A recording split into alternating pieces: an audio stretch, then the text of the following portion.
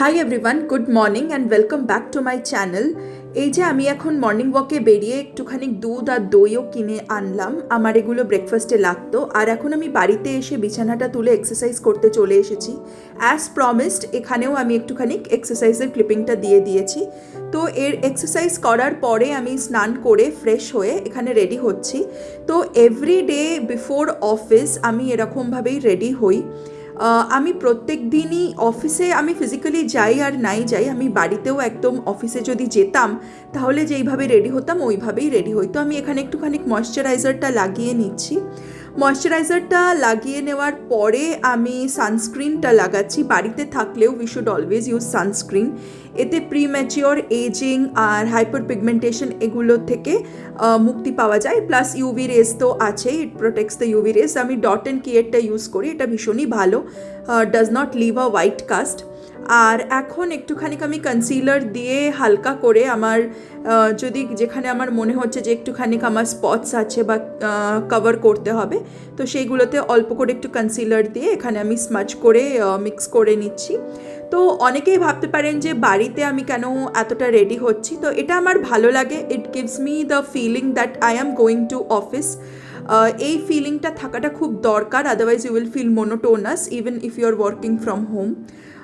তো এই যে এখানে আমি একটুখানি একটা টিন্ট লাগিয়ে নিচ্ছি। This is a chic tint, এটা আর্থ রিদমের, এটা ভীষণই ভালো and I really like the colour, it gives a natural flush.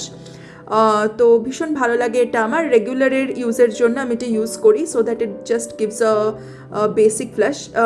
It is nothing like আমি প্রত্যেক দিন কিছু এক্সট্রাভ্যাগেন্ট কিছু করছি। অল্প একটুখানি 5 মিনিট সময় সকালবেলা তো সবাই বার করতে পারি আমরা, তাই না?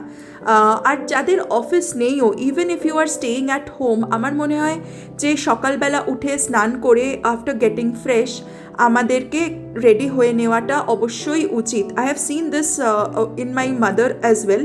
আমার মাও রোজ সকালবেলা ফ্রেশ হয়ে চেঞ্জ করে শাড়ি পরেই সকাল থেকে রাত অবধি থাকে।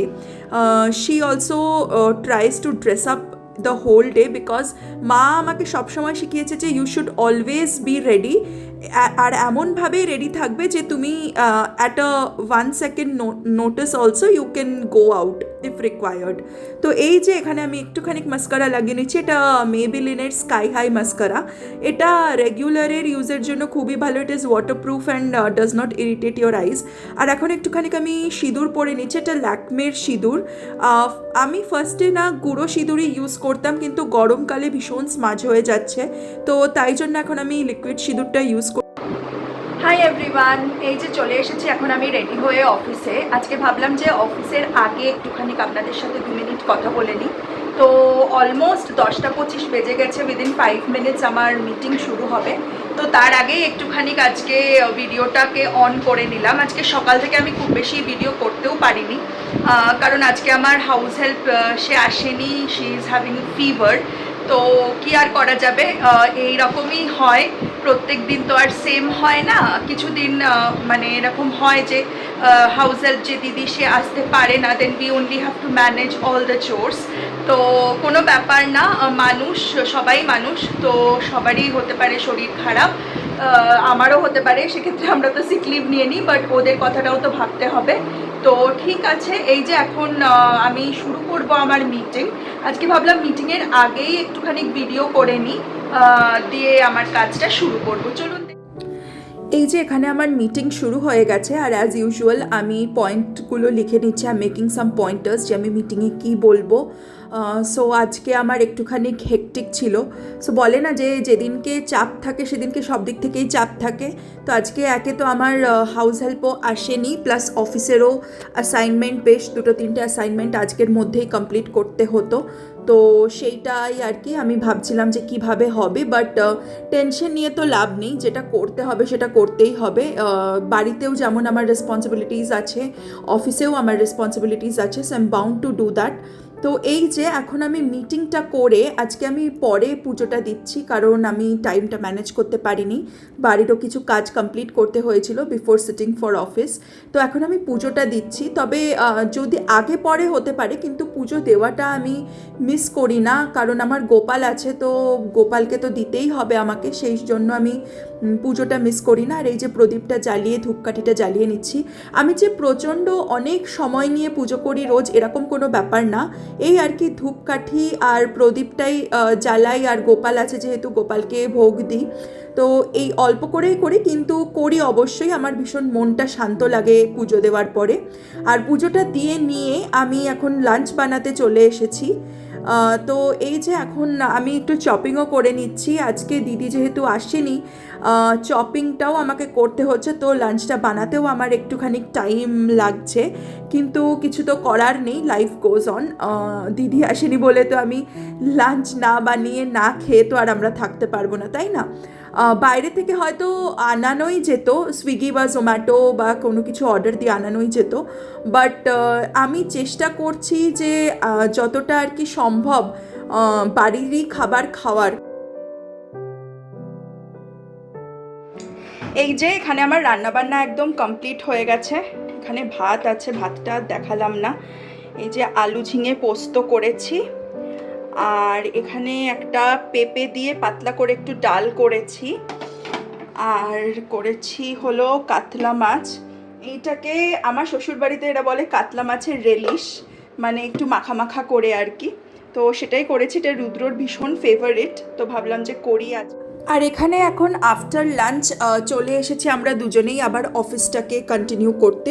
আজকে লাঞ্চের পরে আমি হাফ অ্যান আওয়ার মতন রেস্ট নিয়ে নিয়েছিলাম। আমি ভীষণ টায়ার্ড ফিল করছিলাম অ্যাকচুয়ালি, কারণ অনেকটা একটু চাপ পড়ে গেছিলো আজকে। তো এই যে এখন আমি কাজ করছি, I am doing the assignments. একটা কমপ্লিট অলরেডি আমি করে নিয়েছিলাম ইন মাই ফার্স্ট হাফ। তো লাঞ্চের পরে এসে আমি আর একটা অ্যাসাইনমেন্ট নিয়ে বসেছি, এটাকে কমপ্লিট করব বলে। Hi everyone, good evening. এখন এই যে ইভিনিং টি এর সাথে আমরা চলে এসেছি। এই সময়টা এখন আমরা দুজনেই একটুখানি গল্প করি রোজকারই মতন। এবার এই সময় রুদ্র বলল যে এখানটাতে প্রত্যেক দিনই একটু করে যা আমরা গল্প করি, হ্যাঁ এই আড্ডাটাই আপনাদের সাথে একটু শেয়ার করতে, তাহলে বেশ ভালো লাগবে। একটা নতুন কিছু এভরিডে একটা করে কিছু নিয়ে ডিসকাস করা যেতে পারে। তো এই আর কি আমরা এটাই ডিসকাস করছিলাম যে আমাদের আইটির যে মার্কেট, সেটা কি মানে ভবিষ্যতে গিয়ে কতদিন আমাদের জব সিকিউরিটি আছে বা জব সিকিউরিটি থাকবে সেই সব নিয়ে। Because in this ML, machine learning বলুন, এআই, আর্টিফিশিয়াল ইন্টেলিজেন্স আর লার্জ ল্যাঙ্গুয়েজ মডেলসের মাঝখানে আমাদের সফটওয়্যার ইঞ্জিনিয়ার্সদের চাকরিগুলো যে কতটা থাকবে সেইটা নিয়েই আর কি ডিসকাস করছিলাম। তো বলো তোমার মানে share your views. Last couple of ইয়ার্সে লার্জ ল্যাঙ্গুয়েজ মডেল বেসড অনেক অনেক ডেভেলপমেন্ট, এবং মার্কেটে যেসব টুল এসে গেছে, whether it's premium or free, all are really impressive. So most of them can do bits and pieces of work of a software developer. So I am a little bit confused here, but still I think as a human being we will be required to make the system or make the robot or make the tool work. So I think job wise still we are secure, but then again every day and every week we have to improve ourselves, we have to learn new skills, that is always there. But right now আমার মনে হয় না চাকরি চলে যাবে right away or something like that. Maybe after 20 years, I'm not sure. I mean অতদূরের future কেই বা দেখতে পারে। সেটা কিন্তু আমার পার্সোনালি যেটা মনে হয় যে machines can never be replaced, like machine আমাদেরকে হিউম্যানসদেরকে কোনোদিনই রিপ্লেস করতে পারবে না। সো বিকজ হিউম্যান ইন্টেলিজেন্সটা একটা ইনফাইনাইট পাওয়ারের ক্রিয়েটিভিটি, আর মেশিনটা তো আমরাই বানিয়েছি, তাই না? তো definitely humans will always be one step ahead of the machines, how much ever we can improve it. তো সেইটা আমার পার্সোনালি মনে হয় আর্টিফিশিয়াল ইন্টেলিজেন্সও আসবে, large language models are also there, but definitely human intelligence is required to use them. মানে একটা আমাদের যেরকম প্রত্যেকেরই প্রজেক্ট থাকে, রাইট? তো প্রত্যেকটা প্রজেক্টের কিছু কোর লজিক থাকে, তো সেই লজিকগুলো একটা মেশিনকে বুঝিয়ে সেই অনুযায়ী কাজটাকে করানো, it is I don't think right now at least it is a feasible solution. So especially in some aspects, Yeah. like in the role of business analyst, correct. like in the role of even QA, even in from software engineers perspective also, like in the role of Yeah. some kind of role which you play sometimes, like a role of R&D plus software engineer kind of আমার কাজটা আমি ছোট করে explain করি। আমি software engineer, কিন্তু আমি day in day out I don't make softwares, I am doing research and development using machine learning. তো সেই রিসার্চ অ্যান্ড ডেভেলপমেন্টের কাজে ইউজ হতে পারে in few bits and pieces LLMs, মানে লার্জ ল্যাঙ্গুয়েজ মডেলস, কিন্তু 100% যে ওটা পুরো আমি যেটা করছি সেটা পুরোটা করে দিতে পারে, সেটা এখনো অবধি তো সেই ডেভেলপমেন্ট হয়নি।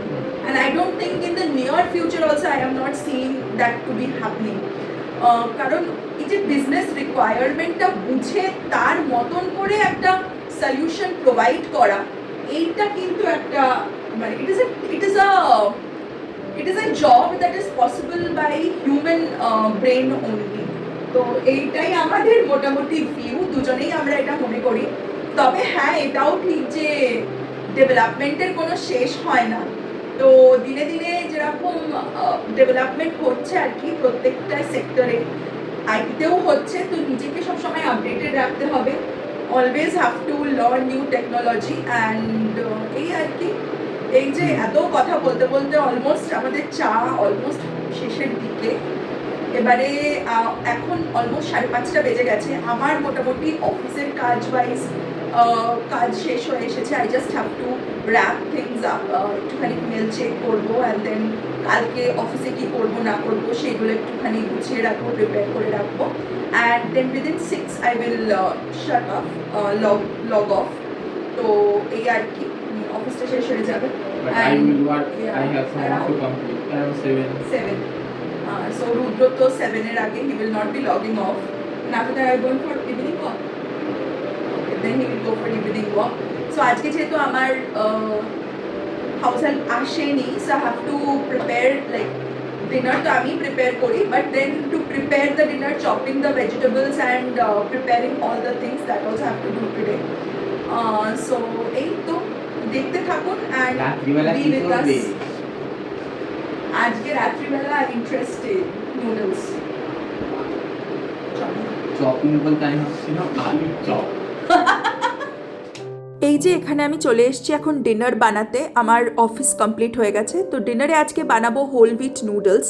আমি মাস্টার চাউয়ের হোল হুইট নুডলসটা ইউজ করি, it is a very healthy option. আর একটুখানি আমি তো বলেইছিলাম আগের দিনকে যে আমরা রোজ রুটি বা ভাত এসব খাই না, আর ডিনারে স্পেসিফিক্যালি। তো এই যে এখন আমি নুডলসে না একটু ডিম দেব, তো ডিমটা আমি ভাজবো ফার্স্টে। ডিমের মধ্যে একটু লবণ আর স্বাদ মতন একটু গোলমরিচ দিয়ে নিলাম। আমি একটাই ডিম ইউজ করছি, কারণ একে তো গরমকাল, বেশি ডিম খেলে অম্বল হতে পারে রাত্রিবেলায় খাওয়া। তো এখানে আমি ভালো করে একটুখানি ফ্রাই করে নিচ্ছি ডিমটাকে। আর আমি এরকমভাবে ডিমটাকে ভুর্জি টাইপ করেই ফ্রাই করে নিই, ভীষণ কড়া করে ফ্রাই করবো না, অল্প একটুখানি জাস্ট ভালো করে মিশে গেলে নুন আর গোলমরিচটা, আমি ভালো করে এটাকে ফ্রাই করে এবারে তুলে নেব। এই যে ডিমটা এখানে আমি তুলে রেখে দিচ্ছি, আর ওদিকে আমি নুডলসটাকেও সেদ্ধ বসিয়ে দিয়েছি। নুডলসটাকে সেদ্ধ করার সময় আমি অল্প একটুখানি তেল আর নুনও দিয়েছিলাম। আর এই যে এখানে আমি এখন আবারও তেল দিয়ে নিলাম, অল্প করেই তেলটা দিয়েছি, দেখতেই পাচ্ছেন। এটা hardly it will be 2 table spoons of oil, তাও হবে না হয়তো যদি আপনি চামচে মেপে নেন।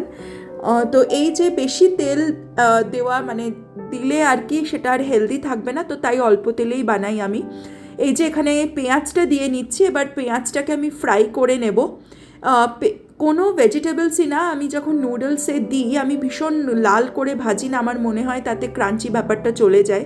তো এই যে আমার নুডলসটা সেদ্ধ হয়ে গেছে, আমি এখন স্ট্রেন করে নিলাম নুডলসটাকে, জলটা ঝরাতে বসিয়ে রেখেছি।